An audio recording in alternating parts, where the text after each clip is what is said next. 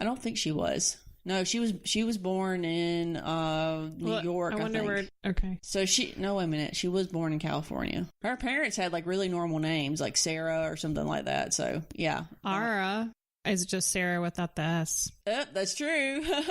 So she had been acting since the age of 17 when she joined a company as a chorus girl. Mm-hmm. They met when Roscoe... We talk about chorus girls a lot. Yes. They met when Roscoe auditioned at the theater company that she worked for.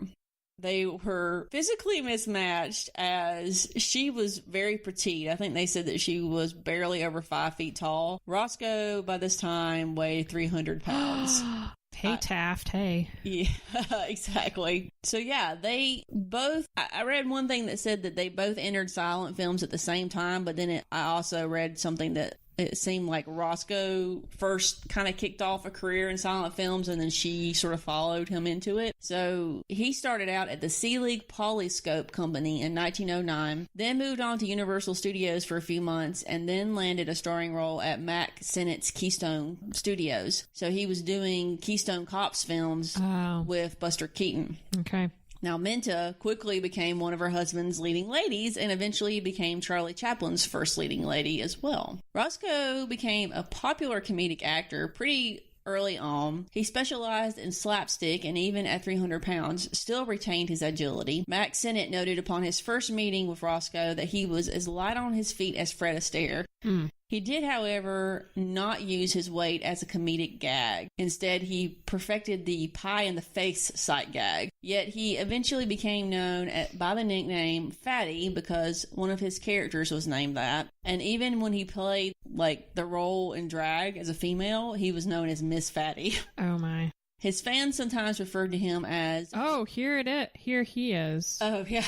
No. He was an attractive guy. Okay. I'm trying here. He was just large. Some of his younger pictures, he was, no, he's pretty distinguished looking. You're right. He's big. Yeah. So he eventually became known by his fans as the Prince of Wales. Yeah. That's kind of mean, actually. I'm like, really? You're his fans? What would you do that? So, despite this, his popularity continued to soar, and then Paramount Pictures came knocking. They offered him an astounding $1,000 a day salary and 25% of the movie profits, along with complete artistic control. Because he was that popular. Yeah. And they knew that he would bring people in. Right. But that's still really, really generous. Yes. It was as unprecedented. It was kind of like the first. Yeah. Yeah. Yeah. So he accepted the offer and actually took his most frequent co-star, Mabel Normand, with him. And we'll have to do her as well because she had multiple scandals that affected her. But this was in 1914. In 1916, Arbuckle got a carbuncle on his leg and it got infected. He had a what on his leg? A carbuncle. It's like a giant zit. Ew. Yeah, it's really gross. How do you get that? Honestly, I think it's like a swollen version of MRSA or something. It's you just get this like sore on your leg. It's kind of like Henry VIII who had that horrible sore on his leg. I don't know. Yeah, it was gross. So it got so bad that the doctors were threatening to amputate his leg, which would have been rather devastating because so much of his popularity was based on, being slapstick comedy and that kind of thing. He survived with his leg intact. Unfortunately, he came out as a morphine addict because, of course, they were throwing morphine at everything back then. Because of the pain? Yeah. So once he was back on his feet, literally and figuratively, he started his own film company called Comique. Now, the company did well and produced some very successful films, but Paramount came around again in 1918 with an offer of $3 million. That's when the $1 Million opened. Right. $3 million for 18 films in 3 years. So he accepted the offer and sold his interest in Comique to his friend Buster Keaton. Oh. Sadly, while his professional career continued to prosper, his marriage foundered. Or floundered. Foundered. Not the fish. Not Well, you never know. It's the end of the day, and you're fine. I've had two fingers of Jack Daniels. I don't know if I had 2 fingers. No, I'm a you've pansy. had half a finger. You are a pansy. I am a pansy. Let's see, where did I leave off here? How much they gave him? 3 million. No. 18 films over 3 years. Yeah, but we were talking about flounders. Oh, foundering. Yeah. Okay, so his marriage was foundering. Yes. Foundered, yes. And beginning around 1916, he was actually estranged from Minta. They remained married, but she was living in New York City with her mother, and he remained in Los Angeles. They became officially separated in 1921. Perhaps it was this event, along with his hectic film schedule, that led to the scandalous events of September 5th, 1921. Roscoe, along with two of his friends, Lowell Sherman and Fred Fishback, can't make that up, so great, had decided to spend Labor Day weekend in San Francisco. Leading up to this big trip, Roscoe almost backed out of it, which would have been definitely in his favor, because he had taken his car to the garage to be serviced, and when he sat down... Was it a Studebaker? No, it was a Pierce Arrow. Oh, yeah. That's a nice car. Yeah, I was kind of kidding. He spent like huge amounts of money on cars. That was just the first thing that came to mind. He was like the Jay Leno of the 19-teens, I think. Oh. He sat down in a chair, which happened to have an acid-soaked rag on it. It burned through his pants and caused second-degree burns to his butt. No. Yes. Wait, would he not see that before? I guess he just didn't think it was that big of a deal, you know? So he didn't really want to go, which I don't blame him, but his friends demanded that he go. And so they literally got him one of those like little plastic donuts. It was like a rubber donut for him to sit on, and packed him up in the car, and off they went. When they got to San Francisco, they checked into the St. Francis Hotel, which is still there. I think it's the St. Francis Westin. I looked it up. Yep, it is. They took a suite of 3 rooms. Lowell and Roscoe shared a room. Fred had his own, and then I'm assuming like the third room, which was kind of like in between the two, was designated as the party room. Okay. Now, according to Roscoe, Fred Fishback arranged for everything, including inviting a large number of guests. So when Roscoe woke up on Labor Day, the suite was already hosting a good number of people. According to reports, he was wandering around in his pajamas trying to figure out who everyone was. He was apparently alarmed by the presence of an aspiring actress by the name of Virginia Rapp. She was accompanied by a friend named Maud Delmont, who had a reputation for being a madam and a blackmailer. Huh. Oh, and I should note that her full name was Bambina Maud Delmont. Oh, man. I mean, how do you get a name like that? Mm-hmm. Sounds like a gangster's wife or something. Yeah, it does. Roscoe knew Virginia as a party girl and worried that the police would be tipped off to their party since they were serving illegal booze. But apparently he went along with the program, which says to me that someone handed him a drink and all was well. So before we go any further, I do want to talk a little bit about Virginia Rapp. She had a very sad life up until this point. She was born to an unwed mother in Chicago and was later raised by her grandmother after her mother's untimely death. She became an artist model like Evelyn Nesbit at the age of 14. Wow. In 1916, when she was 21, she relocated to San Francisco to further advance her modeling career. She became involved with a fashion designer and was his muse initially, but then she also began designing clothes for herself. And from what I could read in newspaper reports, she was kind of almost like the American Coco Chanel. She, would do a lot of these very masculine ensembles and stuff.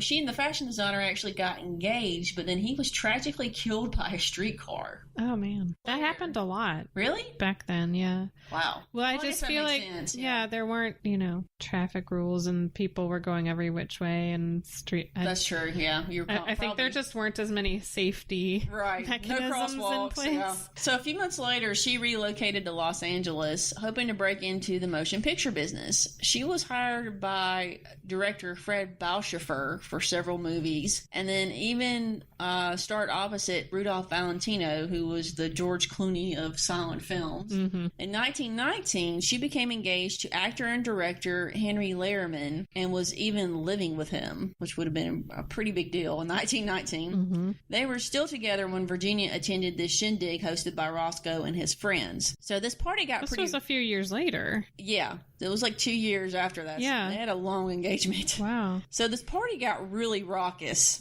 And actually, there's pictures online of this trashed hotel room, so it looked like, Guns N' Roses had been in there or something. Man. Oh, because it was a crime scene. Right. So they went in. Exactly. Okay. So either during the party or maybe just after Virginia was found in Roscoe's room seriously ill. A doctor was called and he diagnosed her with what we would consider acute alcohol poisoning. But basically he said, oh, she's drunk, let her sleep it off. So she was in a great deal of pain and he dosed her with morphine, which I'm sure really helped.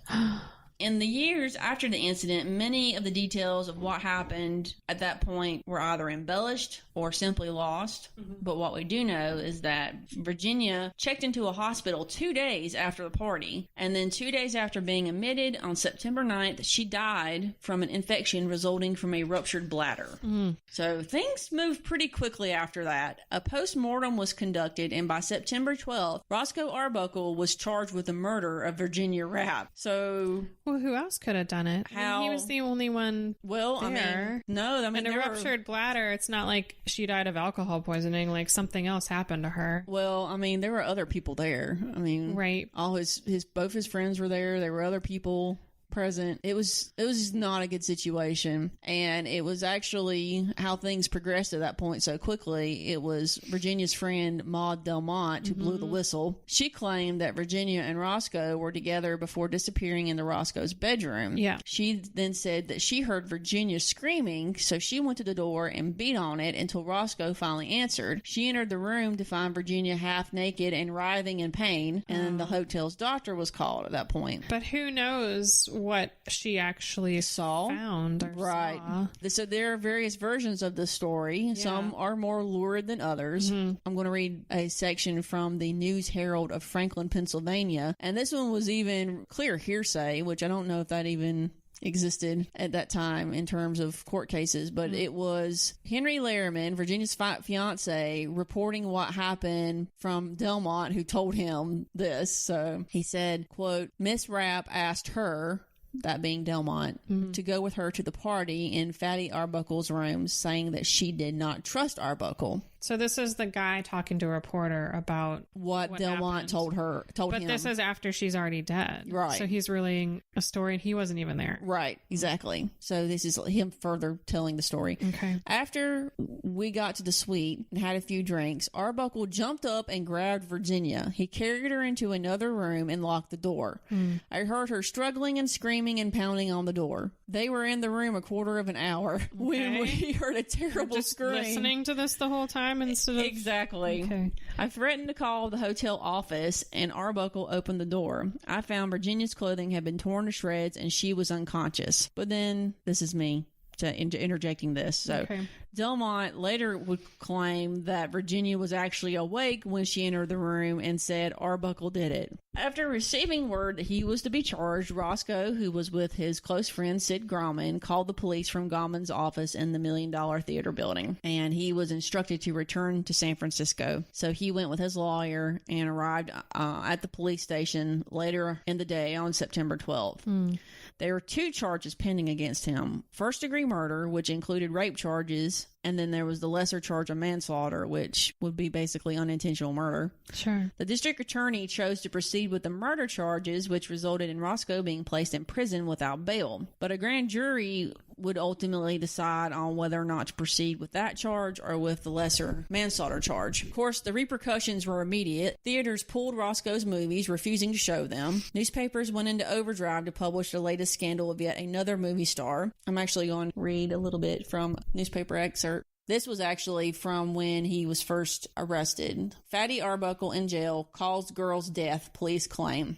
We have a complete case against him, Detective Matheson says, referring to circumstances surrounding the death of pretty Miss Virginia Rapp. Every detail of sensational hotel booze party now in hands of police. Witnesses carefully guarded by officials. Comedian will spend his last cent in fight. San Francisco, September 12th. We have a complete case against Roscoe Arbuckle, Detective Captain Matheson announced today as a grand jury prepared to investigate the charge that the famous movie comedian feloniously assaulted and caused the death of Virginia Rapp, beautiful actress.